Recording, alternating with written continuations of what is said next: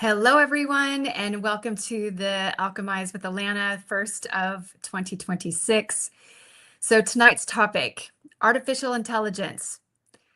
It is advancing at an extraordinary pace, and human awareness is not always at the same speed.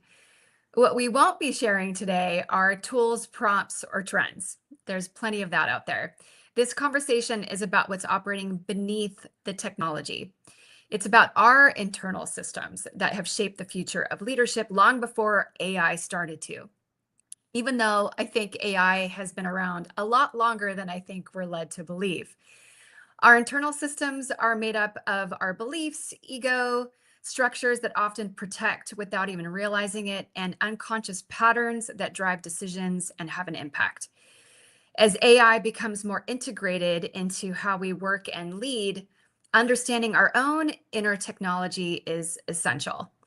Growth with awareness creates powerful ripple effects. And today, we'll explore what it really means to evolve with technology without losing ourselves in the process. Today, I'm joined by Wendy Paquette, CEO and President of Holographic Wellness Initiative. She works with high-achieving, forward-thinking leaders who are ready to alter their current trajectory, not by doing more inner work for the sake of it, but by understanding what's truly driving their reality. Her work challenges people to ask one powerful question. What do you truly want, and what's actually been running the system so far? This conversation will bridge leadership, awareness, and responsibility in an AI-driven world. Welcome, Wendy, to the show. Hello, thanks for having me. Yeah, thanks for being here. So to start, we're going to prompt the audience with a question. We'd love to hear from you. And as we're having this dialogue, ask us questions. We'd love to also hear how what we're talking about resonates with you. So audience, where in your leadership are you operating on autopilot rather than awareness? Drop it in the chat. So first topic, human technology in an AI world. So this phrase, human technology, when I first saw that as a topic, I'm curious what this means to you, especially in contrast to artificial intelligence. Like, what are we often overlooking in ourselves while focusing on external tools? Yeah, well, external tools are generally where we lean to when we're going to create anything. We're not usually talking about our own selves when we're using AI. We're trying to prompt it to do something. We're looking at it as a tool to support us to do something. And we get caught up in the externalness of it all instead of looking at our human technology, which is the ability to know what's next and then incorporate AI as a powerful ally versus a tool that we're using. So the human technology is what we already possess. We were born with it. And that we were born with it, that's how it changes the game. 100%. Yeah, something I'm noticing because I've been doing this work for 21 years now, especially with the integration of AI, is that tools have always been there, but the depth of which we use them and the reliance on them Yeah. is definitely changing, especially as technology has advanced and has become more innovative, and they're utilized more to support the work that we do. Yeah. All that to say, when you see leaders unconsciously operating from internal systems, like especially under pressure or rapid change, like where do you see those systems help, and where do they limit us, like the internal versus the AI? Well, the internal is the opposite of the AI that we use as a tool outside of us. The internal technology is something that we use from, say, the soul level where we know something. The AI technology is where I call an ego. There's two aspects of it. There's a soul-led driven knowing, which is a human technology. Then there's the ego, which it represents AI to me. Meaning you can input programming, you can input data, you can input questions, and you'll get answers, but they're just data collection up until today, everything you've given it. So it's just your ego using its protection modality, all the programming it has had up until now in order to direct you in your reality. Where your human technology is different, that is the internal driven space where you know things. Not know things as in the data that you've been taught to, say, regurgitate or repeat or use, but the internal knowing where you sense something's off, something's not right, or you begin to question things where your brain will say, well, no, this is exactly the way it is because you've been taught that way. Your internal knowing is going to say, I think we should look into this because something feels off. We don't feel off because our brain tells us we feel off. We feel off because there's a whole body experience that's saying something doesn't feel right about what my brain is interpreting. And so that's the difference. When we look at, say, the external world in maybe a corporate setting, we're taught to do systems, and systems work, except for there's no growth unless you can see the gaps in between the system in growth. So imagine something that's stretched out. If an elastic stayed the way it was and you never stretched it and used it for its capacity, you could never see that over time, the gaps are in between let's say, the stretching pieces. So you're going to stretch it. It never goes back to the same thing. It keeps getting bigger and encompassing a greater area until it breaks, which means it's limited. And that's how I see what happens with using our internal AI, which is the ego AI, or an internal human technology, which is supposed to be an ally of the ego, right? Yeah, well, and hearing you talk about that, what I'm hearing in it, it's a little confusing to me, but what I'm hearing in it is the conscious and the unconscious, which I've also learned a lot about in Yeah, addition to, say, heart science, and the gift of our emotions and really utilizing them, not just managing them. yeah, And this, like as you were describing it, I was thinking about all the times that I have a pretty strong intuition and I pay attention to it. And sometimes I will literally get a very visceral, kinesthetic feeling in my body. And that's how yeah. I'll know. And then I'll pay attention to where in my body it's showing up and how intense it is. And then that's also feedback. Yeah, well, and that's exactly what I'm talking about. That is the human technology that I'm talking about. The ego, which is an aspect of our programming, it's programming itself, which is what I'm calling the AI, the human AI. The ego is AI in that it only holds the data that we've given it. So it is programmed to behave in a specific way that causes our decisions and our choices moving forward. So when we use just our brain or just our ego to make decisions, we're missing that part of ourselves, which you call intuition or human technology, that's saying, wait a second, something feels out of alignment here. Even if it's something that you've learned in a system, like what I was saying with a strategy or a system, there is always room for growth. And if you're not growing, then you're not interpreting reality as like using time, let's say. Because over time, knowledge grows. You grow as a human over time using knowledge. That same thing occurs when you're using systems. And if the systems aren't growing with you, then there's something that's going to mess up. There's something that's going to have a kink in the chain.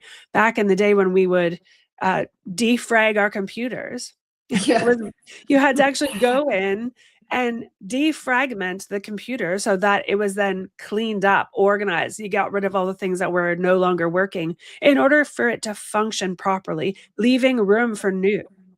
Well, So we still technically have to do that, right? Like getting rid yeah, of cookies in a web browser or, for sure. yeah, or deleting certain files, or storage on a laptop, right? Yeah, But and then processing this for ourselves as a human, I feel like sometimes people get lost in the depth of the emotion of it, yeah, versus having the ability to actually look at it with a different set of eyes and approach it more in a logical sense, almost as if they're outside of it so they can see it through a different lens.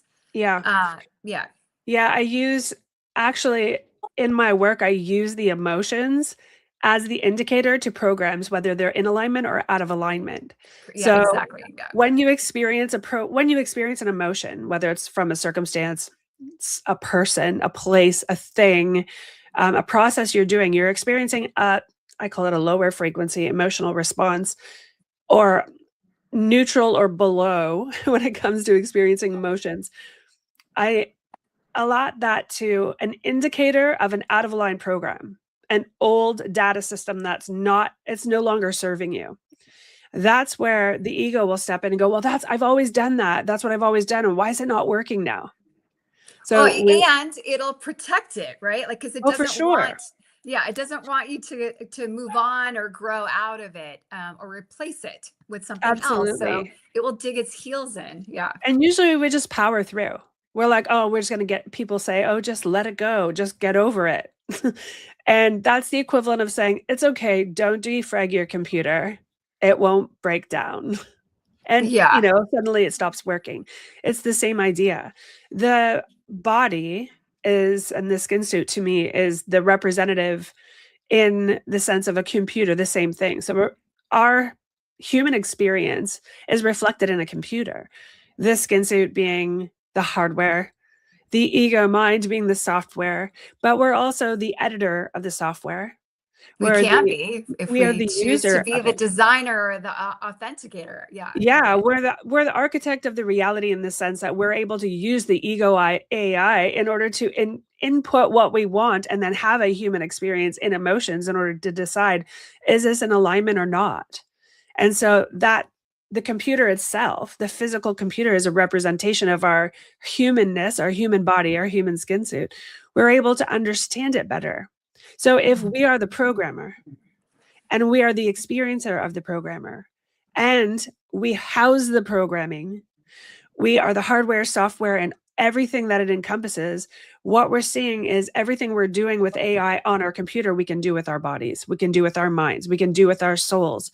We can call it intuition, we can call it anything you want, but the experience of an emotion is a pure indicator that there is something else there. Because without a skin suit, we wouldn't have feelings or emotions. Right. We would just be consciousness, and yeah. Yeah.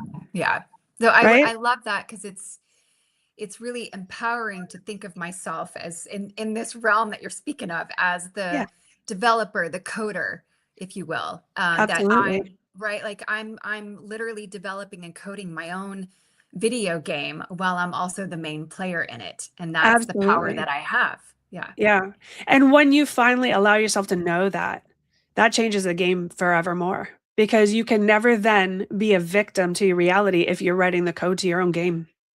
You can only Absolutely. be empowered in knowing that if I don't like something, my absolute job is to discover what program is showing up that's out of alignment to my experience in this reality, and naming it and changing it and experiencing the change is 100% the core of my work. It is the easiest thing on the planet to do.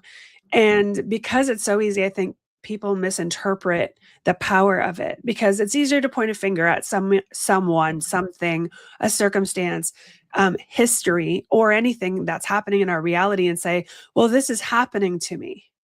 And if it's happening to me, then I'm a victim to it. And Right. if I'm a victim to it, then I have no power in this situation. And that's just simply not true. Well, and instead of saying it's happening to me, it's happening for me. And then where I've evolved from that is it's happening through me, which totally, relates to what we're talking about. Now, where I want to go with this next also is, okay, so in this AI accelerated world, Yeah. and we're talking about inner capacities, and them becoming non-negotiable for leaders who want to remain effective and grounded in the work that they do and how they lead. So, um, what does that look like? Because for me, it's awareness, it's discernment, it's emotional regulation, it's taking responsibility and ownership. Like, how do you think these show up in leadership decisions? Well, you get to remember what your actual target is, right? It's no longer about, am I doing the right thing? Because if you have no target in front of you, you can't know that. There's no indicator going to be presented to you if you do not know what the target is. So if you're a leader in a space that's like partnering with a corporation or a company and you have a specific target, you can then lean into, okay, well, when creating this, what do I get to do? Who do I get to talk to? And how do I get to lead my team? Where I can identify the programming that's out of alignment to creating this with absolute speed and an accelerated reality, where I can achieve results like I've never achieved before when identifying programs in the way of actualizing it. So, who on my team is capable of this? And you'll know the human technology within you will allow you to know exactly who the person is, even when you have a conversation with them, asking them questions, utilizing your own human technology in conjunction with one of your, I guess, teammates, your team itself, to see what's in alignment with what they're after. Are they aligned with the same vision? And can we discover any programming that is out of alignment in order to create this with great ease and total success? So it rests in, well, of course, everything's top down. The leader of the leader of the leader, in order to identify all the programming first and handle that, because it could be the difference between having teammates who are out of alignment with the team itself, in which case that will slow down any project. So that would be where I would first go. So, yeah. So, what this makes me think about, and I want to pause for a moment, like in terms of leaders and the knowing and the recognizing and seeing the dynamics at play. I have a great example that illustrates how, like, something important about AI and where human conversation still matters.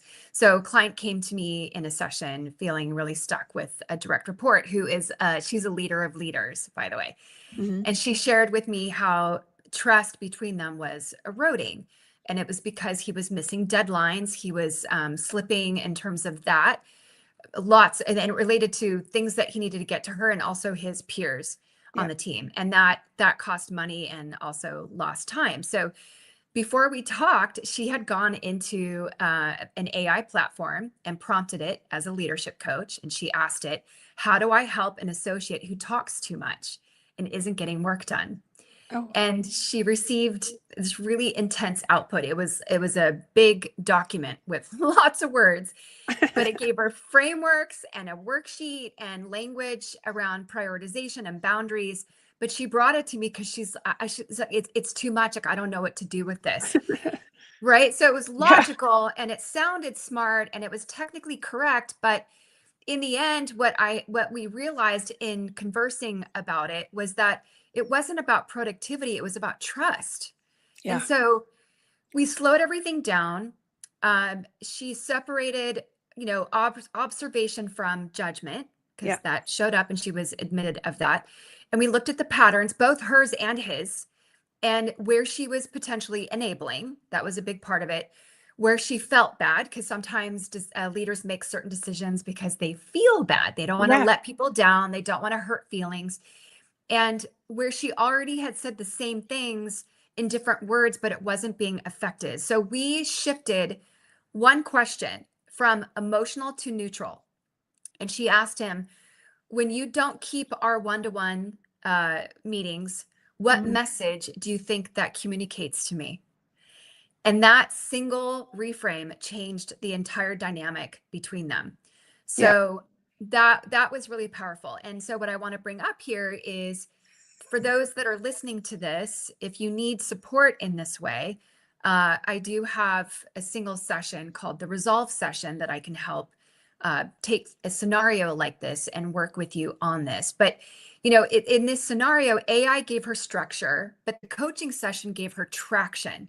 And that's the difference. And Jesse's going to drop a link in the chat about the Resolve session. But also, Wendy, this is why I wanted to talk with you about this and have this conversation, because as powerful as AI is, it can't see patterns in real time or feel where trust is breaking down. And it also can't necessarily help someone choose language that actually lands in a human way. So I'd love to hear your perspective on that. Yeah, of course. Well, it's funny that you say that because the first place I went was with trust, but ironically, as I was saying earlier, that our computer is a direct reflection of us in our reality in this third dimension, it also means that people are too.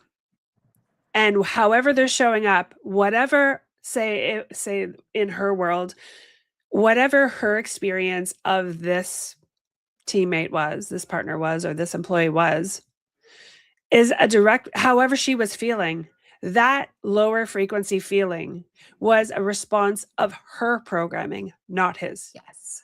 And because it was her programming reflected off of him, I was just her, gonna say that, like, her her shift, programming is like bumping up against his exactly. programming, and yeah. It would be her shift that would create the difference. Because once she addressed her own programming around what was showing up for her, it is inevitable and has no other choice but to show up differently in that human. And as weird as that may seem, when this reality is a reflective place, the only thing you can do is not believe me and try it for yourself. Realize that the outside world is a reflection. The only thing that we have are our emotions. I mean, the skin suit is a resonator itself. It's going to resonate as a tuning fork. Our external world is the tuning fork. So if we're feeling the resonator is resonating and we are feeling a lower frequency emotional response, it's not because someone else is doing something to us. It's because someone else is being something that's reflective of who we are being. And when we shift who we are being, we also shift the reflection, which will show up as an employee or a partner or whatever it's going to be. And in that space, there's a lot that a leader can do that has nothing to do with making an employee do anything. That's how you can highlight, find genius in people. Yes. Activate more genius in them and allow them to really dive into what they're best at, what they're great at, what their genius is. And then if you're feeling emotional response to it, a lower frequency emotional response, it is upon you to shift that emotional response so that you, in the way that not just shift it like, oh, let it go, but identify the program that's showing up before you and address that program itself within you so that you can then experience something different happening outside of you. It is by far the most powerful tool that a lot of, say, CEOs or team leaders don't use because it's too woo-woo, it's too fluffy, it's too whatever, it's too not structured, it's too not corporate. And yet it's the most powerful secret weapon that all of the high performers use. Well, and yes, and it's also, it depends on an individual's exposure to something like that, which some people have been and some people have not. So, right, like that's the opportunity that we can provide in the kind of work that we do to expose them to that and create a safe space where they can practice it and reflect, have that self-reflection to learn in a safe space. So I want to share another prompt for the audience. Yeah, sure.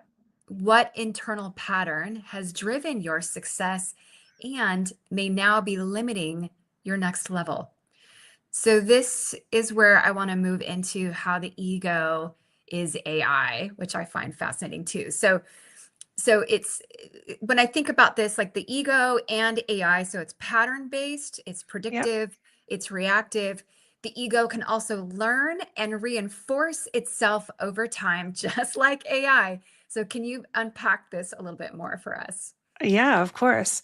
It's a lot of what I've just been saying. Because your external world is reflected from your internal world, the one thing that runs on autopilot is your ego, your subconscious, right? The place that holds all the programming. And because it holds all the programming and responds to you when you're moving through your world as such, it's exactly like AI. When you're asking AI questions, you're asking in the moment that something's occurring or that you want something or you're trying to plan for something. It's the same thing when you're thinking. Your responses, if they come from your mind, is all thinking based versus coupling it with the knowing space of your human technology. The AI version, your ego being AI, is going to only do what it's taught to do. And at this point, it's been programmed to protect you from death. It's like, okay, yes, it's the survival brain. It's that lizard brain, right? Yeah, absolutely. Like, oh, saber-toothed tiger coming, run. right? Yeah. No matter what, go unconscious and put all the extremities with the energy and run. And that's simply not going to happen in this moment. So no saber-toothed tiger is going to jump through the actual computer at you. So you get to lean into this space of understanding that because that's a program, it's not just that one thing that's going to stop you from getting to your next level. If you input it into AI, just like your example earlier, hey, how do I get an employee to stop talking so much and do more work? It's going to spit out the data that it's been given, which is pattern driven, structure driven, human driven. It's not going to give you that emotional response level where you can assess the nuances, the subtle nuances of Yeah. the resonation that that experience is giving you, because every single person is going to feel something different. So I'm going to use an example. Alanna, if you and I were sitting on a couch together and we're watching a movie and we're at my house, we're watching a movie, we're like, yeah, we're going to have girls' night. We're going to watch a movie. We're going to watch the, whatever, pick a movie. We're going to watch the exact same movie, you and I. We're sitting there, we watch the whole movie. And at the end of it, you say to me, oh, Wendy, that was the best movie I've ever seen. When this happened, I felt so inspired. And when this happened, I felt my power kick in because I wanted to do something and all these great things. I love that movie. I'll watch it again. And I, who sat beside you on the same couch at the same house and the same TV watching the same movie, say, are you kidding me? I hated that movie. It was awful. I didn't like it at all because I felt disempowered when this happened. And I felt sad when this happened. And I felt like I don't want to watch this. This doesn't make me feel good when this happened. What's the Yeah. difference between those two experiences? We're watching the exact same movie on the exact same TV in the exact same living room, on the exact same couch, side by side. And the only difference is your interpretation and your experience of what's on the television, what movie we're watching, and mine, meaning our programs are different. Your programming is wired to interpret the things you're seeing on a higher level at, oh, that's easy, or that's okay, or I don't mind that, or that's invigorating, where I'm like, oh no, I want to run and hide. That makes me feel awful. I want to crawl into the corner and hide my head. Those two differences are a clear indicator that human consciousness matters more than anything that an AI could ever do, because it cannot interpret that. No matter how synthetically programmed it is, it will never feel anything like we do on the subtle resonance space. Now, because that is true, it doesn't mean we can't appreciate AI for what it is, because it can create speed like nothing else. But when you're coupling the programming piece with your human consciousness, with your human technology, you can create worlds that are so vastly different than what you've experienced that then you can accredit AI to having supported you in a way that's worth talking about, versus, oh yeah, it's taking over. I don't have to do anything to make money. I could just set up all my automations and it's making money for you. Well, that's wonderful. Except for when you lose your human self in that space, where will you be when you're depressed and full of anxiety because you've put all of your power into an automated AI system? What's left, right? How Well, do what's you interact interesting with people? about that is Yeah, when I see people giving their power away in general in yeah, relationships as a whole. And for then the sure. other thing, when you were talking a little bit earlier about this, speaking of the nuances, but another layer to this is um there's the relationships that we're in and the consciousness of who we're being in any moment, Yeah, and not realizing that there's different layers of programming that are actually taking place, yeah, and what has our attention and our focus, and we don't even realize it. yeah, There's these great videos. It was from a long time ago. It was like a bicycle ad campaign in the UK, and there's one with basketball players, and they're telling it's a minute long, and they're telling the person watching to focus on the number of times the players that are dressed in white passing it to the players that are dressed in black. So you're counting every time they pass the ball. right. But because you're so focused on that, you don't notice that there's somebody literally walking across the screen in a bear suit doing the moonwalk, and you can't see it. Yeah. it's the most bizarre thing. And then when you go back and replay it, you're like, oh my gosh, it was there. And it's Yeah. because it's that reticular activation, For you know, sure. right? In terms of brain science and what we're focused on. So if you're in that movie example, if I'm super hyper focused on something that gets triggered by watching that movie, you know, and it sets me off, and you're focused on something completely else, that can also influence and impact our Oh, experience of it. 100%. And like the main primary operating system that you carry are the things that you're focusing on, and you're unconsciously seeking validation. You're seeking Yes.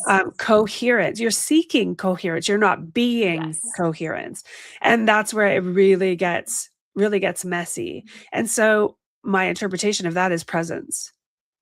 Yes. Well, Or- and what's scary about, speaking of validation, what's scary about AI is it's programmed to Yeah. consistently validate you Yeah. so that you stay on the platform, you rely on it more. And talk about ego, it strokes your ego. Does totally. And that's exactly what I'm talking about. It is the external representation of a genius human in every single skin suit. I mean, the human technology that we have, we're all born with it. There isn't anybody who doesn't possess it. And if they feel like they don't, it's because the programming is creating that experience. They think that they don't have it. They believe or they feel in their minds that they're not good enough. They're not smart enough. They haven't had the proper upbringing. They weren't born into the proper family. Well, they were born in the wrong side of the tracks, the wrong side of the country, the wrong side of the world, right? All of the programming that's actually there, I'm not suggesting that it's not true, because it is. This is all programming. So But when how we much are you going to use that as your reason and excuse to justify? I think it's because they don't know.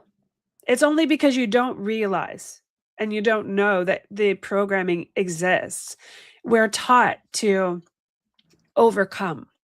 And So, overcoming yeah. is not acknowledgement. It's just like, oh, well, that's the lower frequency of my reality, so I have to overcome it, meaning it's always going to be what it is, and I will always own all those crappy programs that go along with it because I was born with that. Like I got, the raw deal, I'll never win, all of those things, versus someone who says, that's not actually true because I'm here and I know I'm capable. I'm walking, I'm talking, I'm living, I'm breathing. So I have human technology that can change all of that. And so addressing it makes a massive difference. And So the on ability that, to. yeah, Go ahead. yeah. Mhm. On that note, how can leaders recognize when they're running an ego automation versus conscious choice, like especially in moments where they have power or control and they don't even realize it? I think the power part of it is what's going to indicate what's running it. Are they using power as an external identity, or are they being the power that they actually are? If they're using power, that means they're always going to have an element of what's called the imposter syndrome. You're going to feel Mm, like an imposter, and that's going to be hidden. It will show up in some way: secret anxiety, secret panic attacks, illnesses that come out of nowhere, because it compiles within you that misalignment. So when you can tell when someone's coming from an egoic power, because when they're speaking, you can feel their head talking. Versus when someone's present with you, they're utilizing their internal power, the power that we are all born with, that's just sort of covered up with all of the programming that causes us to feel small or feel yeah. limited. Yeah. Okay. So for the sake of time, because I could talk to you all day about this. So one more question for the audience. So as technology accelerates, what part of you needs to mature alongside it? And now I want to move us into how a high achiever's growth can change the world, which is really powerful. So high achievers often think of personal growth as private, it's personal. Yeah. But there's, seeing it as a collective. So why? Okay, so how does one leader's internal evolution actually impact teams, systems, culture? I mean, I have an answer to this too, but I want to see what you have to say as well. Yeah. Well, I'm going to circle back. It's the same thing. Our external reality is a reflection and permission of our presence, and who we're being is 100% leaking out to everyone around us. So if you're activating your own knowing within the space of personal power and personal growth, it's because you're being it. You're actively seeking your own personal growth from the space of knowing, not thinking or believing. And I have my own interpretation of belief versus knowing, because if you believe something, you do not know it. And if you know something, you don't need to believe it. And when you know something, you don't have to have someone else's permission to walk forward with it, because it is what it is. The conviction is a lot stronger, isn't it? It's And like it's people confidence. get less swayed. Yeah, it's confidence, it's competence, it's evident, and it emanates from you, as in you know it. You could say something that's completely off the charts. All of this work that I've been doing for 12 years has been the same. 12 years ago, when I spoke like this, people were like, I do not know what you're saying. And what do you mean eliminate lower frequency emotional responses? What are we going to be, like a zombie? Because all they could think about was that those emotions that they were feeling were the only ones they were feeling. They were dismissing joy, peace, even neutrality as nothing. It's like, oh, well, that's just the way it should be. And if I'm feeling a crappy emotion, it's because that's the emotion. So emotions were categorized into bad emotions. Well, they're Emotion categorized as equals good bad or bad. That's pretty much it. Like there was Yeah. no spectrum, and the word frequency, that language, was, I have a feeling, intentionally hidden from us, because Yeah. once we discover, oh, everything's frequency and how that functions and how that relates to how we show up, how we feel things, how we interact with things, the impact that we have. Yeah. And that's where power comes into play. Yeah, I mean, you can only back then, when the first time someone said that to me, well, what are we going to be, like zombies? I was like, Yes. oh boy, I got work to do, because what about all the beautiful frequencies programming, like the programming? It's also programming, and emotions of high frequency are excitement, love, joy, exhilaration, peace. All of those things are high frequency emotions. So if you're going to eliminate lower frequencies from your being, from your body, from your mind, you're going to experience, by law and by mathematics, the average raising, which means the higher frequencies are going to be what's left, meaning you're going to have more days that are 95% awesome, 95% beautiful, 95% neutral, which is a far cry from feeling crappy every day and thinking you just got to get through the day.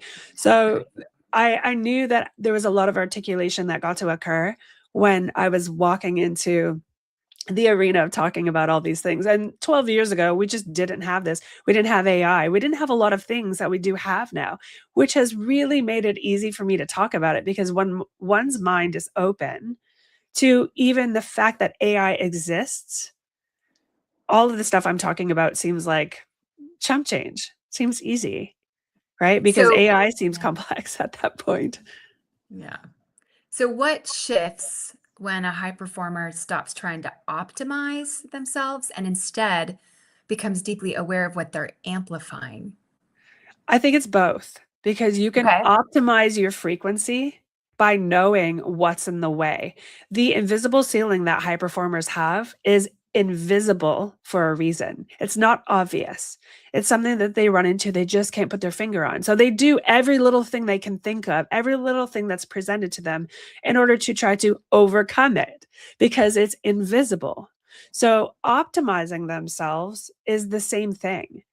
It's really allowing themselves to know that there is an invisible ceiling, that they can acknowledge that that is true. And it is a programmed piece of themselves also, which then they can actually say, okay, well, how do I utilize this technology that I have, this human technology? Check in with the ego AI, like ego that is an AI representation, and address myself for what might be in the way. It's never what you think it is. If you're staring down the barrel of running a faster mile, It's never that you have to just push to run a faster mile. It's what might be in the way, what emotional experiences in a lower frequency might be in the way of that occurring naturally. And that piece of it is what is honestly most fun for me when I work with high performers, is to eliminate that lower tier within their invisible ceiling to allow them to run the faster mile with ease. And they say, well, I didn't do anything different. And that is the key. You don't have to do anything. You get to be everything. Yeah, it's the doing versus the being, and Yep. there is a difference. And so what Yeah. I'm hearing in that is by optimizing, you're going to amplify a whole different. Absolutely. Yeah. Yeah, You can't not absolutely. amplify, because amplification is broadcasting further, farther, wider, and with a quantum resonance. So optimizing is amplification. Yeah, it's the recognition of impact, right? And Yeah. what I was going to say earlier to that other question is that when you talked about permission, and I see it as modeling, I will talk about it as, whether you realize it or not, you are consistently modeling behavior. Yeah. You're giving people permission in terms of what is okay, what's not okay. Yeah. And then if what you're doing is different than what you're saying, not only will that cause confusion, but that's going to, talk about confusing the way that you're leading. And then when you wonder why people don't know what to do, or they don't know when to take initiative, or they don't know what kind of authority that they have in terms of making certain decisions, well, that's coming from you. Yeah. I would say it's a beingness too, because if you're being fully you, which some would say authenticity is 4,000 times more powerful than love. And people are like, what are you talking about? Love is very powerful. Actually, Authenticity authenticity, yeah, is the highest is, frequency. it is Yeah. a higher frequency, because Mhm. it's you giving yourself permission to be fully you no matter what. Yep. And that encompasses all frequencies of love, which is then amplified in that way. So I would say, even so, it's more than just doing for giving permission, it's being. Because Yeah. if you can own your mistakes, that is a beingness that's so powerful. When your team sees it, it gives them permission to not try to hide or cover up or patch holes in something that they've done. It is more about going, okay, I acknowledge that I made a mistake. And that's far more authentically powerful than anything you could ever model, right? So being fully authentically you in your space is exactly how high performers can change the world. When you are being you at your fullest capacity, it means that the external world doesn't have a say in who you are. You're dictating the external world. You Yeah, are you being a you true fully. author. Yep. And you Yeah. will reflect that outward. And it doesn't matter. Judgment disappears when you have full permission of yourself to be who you are. There is no such thing as judgment, because when you look at someone and they're judging you, you understand that they're functioning from their human technology. They're functioning from the AI technology of what they think is true about them, or what they think is true about you, which is not using the human technology in knowing. Well, They believe you're being something like, yeah. egoic or whatever, but really you're being truthful to you, which is authentically real. It's not a formulaic program that's spitting out of your face. Right? So Yeah. there's a significant difference. So when high performers are being fully themselves, they do the craziest things. What that one very thing happens to be the most powerful thing, because when others see them doing something really crazy, really amazing, really unique to them, they're inspired. Music is 100% a representation of that. When you hear authentic music that has not been commercialized like crazy, that sounds like everything else, not in the mastering of it, but in its uniqueness, you're drawn to it because of that very uniqueness, because that is the part of you that you're craving, the unique capacity to be so you that it doesn't matter what people say. Well, and that's an interesting thing to point out too, as we're going to wrap up soon, because I don't know about you, but in terms of uniqueness, I'm Mm. seeing language patterning with AI content, and even now the way people speak, because they're using AI developed content Yes. to speak, and I can hear it so clearly now, Yeah. and it's frustrating, and everybody's starting to sound the same. So that uniqueness is going to be even more important and is going to stand out even more because people are being programmed to be one note from their Yeah. utilization of AI. Yeah, absolutely. And I mean, when you use AI to do that and you're repeating what AI is giving you without personalizing it from your Yeah. perspective, you are literally saying what everyone else is saying, doing what everyone else is doing, being what everyone else is being, which is so out of alignment and is a program in itself that you need to do that in order to be something. It's quite interesting and fascinating to watch, actually. Yes, it is.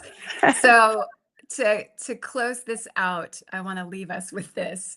AI will continue to evolve. The real question is, will we? Yes, So, love it. so Wendy, how can people find you? And then you also wanted to share a little bit about a program that you have. Yeah, well, you can find me by going to my website at wendypaquette.com. And there you'll find a secret podcast. It's right in the top bar, it says podcast. If you follow that through, it's a secret because there's so much uniqueness in there. And, I'm inviting in those who actually experience themselves in that space of wanting to have that unique access to themselves. So you can find me there. Uh, Also, if you go to my Instagram, it's Wendy Bruner Paquette. That's my handle. Feel free to message me there and I can share some of the stuff with you. But the program that I'm putting out now is literally taking what I know, how I can see the programming and shift it with people and teaching you how to access your own unique way of seeing your own programming and shift it. So my program is called I don't even like calling it program, but the knowledge base in there is called Litmus Shift. The Litmus Shift. It was called a litmus test, but I realized that is a scientific term that I didn't want to Yes. confuse anyone with. But it has the same power. It's a litmus shift. It's proof that you know that you have the capacity to identify your own programming. And so I walk you through learning how to use your own human technology to have the proof that you do know what your programming is. It's quite powerful and I'm really excited to share it. Up until last year, so it took 11 years, people would ask me, "Can you teach me to do what you do?" And I'm like, "No. I cannot, because I And don't now you want you to can. do Yes. what I'm doing. Not in the sense that I don't want you to shift programming, but I don't want you to try to repeat what I'm doing exactly because you won't get the results that I'm getting because it's very unique. And then I thought, you know what? I can actually teach others how to access their own human technology and then uniquely see their way of identifying their own human technology, their own human programming. And then from there, in further programs and work, learn how to shift it so that you do have a different experience and you can see it reflected for you. So I would love for everyone to test it out and see for themselves. I'm like, don't believe me anything I say. Know for yourself. Follow that Beautiful. Yeah. through and know that you have the human technology that can identify it all and change how quickly you get something. It's one of the tools that I used to say I was allergic to manifestation because it drove me crazy, statistically speaking, that 74% of the population believes, there's that word, in manifestation and 99% of people don't get what they want. And Well, and that simply it's that simply could in the space of the human technology because they think they have to do something to get something. And that is right. not the key. The key is to know something first and shift within you in order to experience what it is you want reflected back, which whatever that is available, but it starts here first. Yes. And by taking an action that's conveying to, Oh yeah, it's coupled right, together for it sure. I mean, shows commitment, right? And it's energizing for people to do something action oriented towards that. it gets So frustrating they're though. How many yeah. people have you worked with that are like, I keep doing all these things and I'm still not getting what I want? No, because it goes back to what you just said, that they're not what they're thinking and who they're being. They're not lined up with the action that they're taking. So that, Yeah, I see unfortunately, what for you're the saying. sake Yeah. of time, yeah, Yeah. we need to wrap up on that. But because you and I could probably talk about that for hours on end about the Oh, difference for and sure. Yeah, how for that shows up. But it can be yes. really confusing for people. And even for manifestation, I'm frankly moving away from the belief in manifestation because it's more about just designing an authorship and rendering. And I'm noticing in doing that myself that things are happening really fast and really Of course. easily Yeah, with the mixture of the declaration with an action. So absolutely. that's what's been really interesting. So But good. Yeah, you and I could talk for hours. And we yeah, see, this is exactly that. You're proof in the pudding. Our own unique human technology is unique to each individual, born that way. And when you yes, access it and are able to use it, you start seeing the results. The sky's the limit. Even then, it's not even a limit. It becomes a program just the same. So that's the invitation for everyone, is to absolutely. access that piece of it for yourself so that you know that you can create from that space. Not everybody has to do it your way. You get to do it your way. And when you're getting what you want, nothing else really comes into play being a hurdle for any real reason. And then you can share it with others as well. But Yeah. knowing that it's not any one person's way, it is your personal way that will get it for you, and everyone else's unique way will get it for them just the same. And I think that that in itself could change the world. Really, Yeah, there's truly. no one magic formula, I don't No, think. But no. speaking of invitation, if this conversation resonated with you, pause and ask yourself, what internal system am I currently leading from?